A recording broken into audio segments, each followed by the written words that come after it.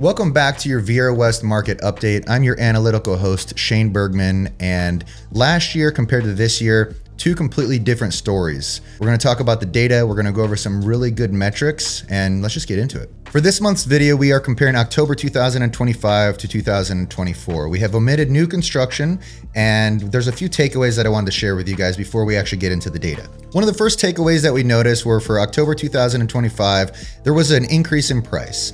And this was not because of anything other than the majority of homes that sold were larger and more upgraded. This is not because prices had skyrocketed. Homes are sitting on the market longer, which means buyers have a little bit more negotiating power. And inventory is smaller, which it's not a tight market where bidding wars are going to return, but it's still showing that it's a good opportunity for buyers. And so what we're going to call this is a skill market, not a frenzy market. And so what this breaks down to is sellers need a solid pricing strategy and a really great marketing presentation for their listings. And buyers, you get more negotiation power and less pressure. So those are your key takeaways. Let's now jump into the specific comparisons of October 2025 to 2024. This last month, we had a total of 21 sales. And when we look back a year from then, there was a total of 30 sales. And when you think about the seasonality of October, typically it's a lower performing month. And in fact, we look back the last 5 years and October is the least performing month. The median sold price last month was $652,000. When we look back a year, it was $593,000. This is what we talked about earlier, where it looks like there was this massive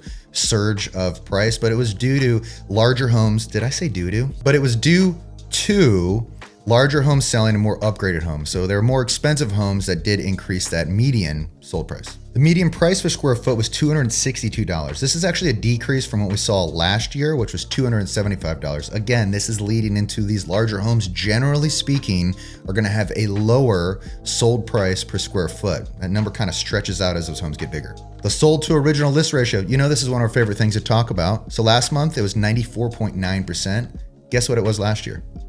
You guys probably can't guess, but it's 96.6%. So what we've been tracking is this number every single month. And the way that we explain it for you guys is we call it our buyer negotiation window. The lower that this number gets, is showing the larger delta between what these homes are listed for and what they end up selling for. So we just call that a negotiation window. Median days on market last month, 66.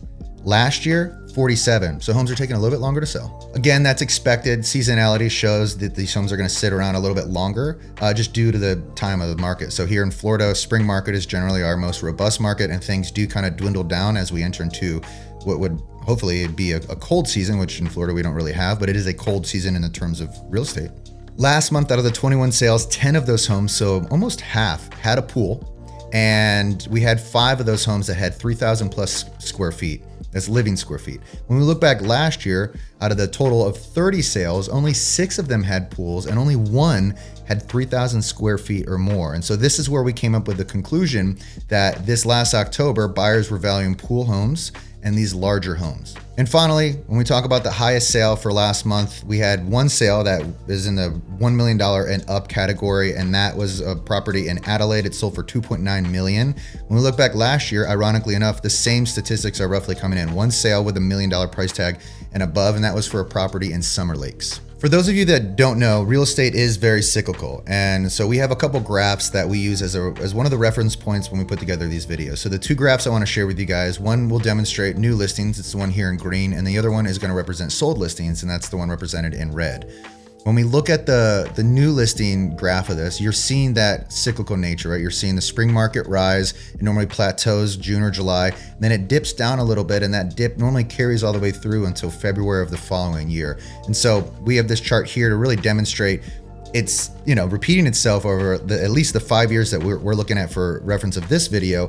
But one of the more interesting things was we had seen a pretty severe dip after the spring market in 2025 and not as much recovery as we've seen in the previous years. And then let's take that new listing, and then we're going to transition to the sold listing data. And you can also see it. There's a little bit of lag time. Generally what we're looking at is when a home is listed, if we're going off median days on market, somewhere between 40 and 70, that's when it'll close. So later on, so there's that lag time there.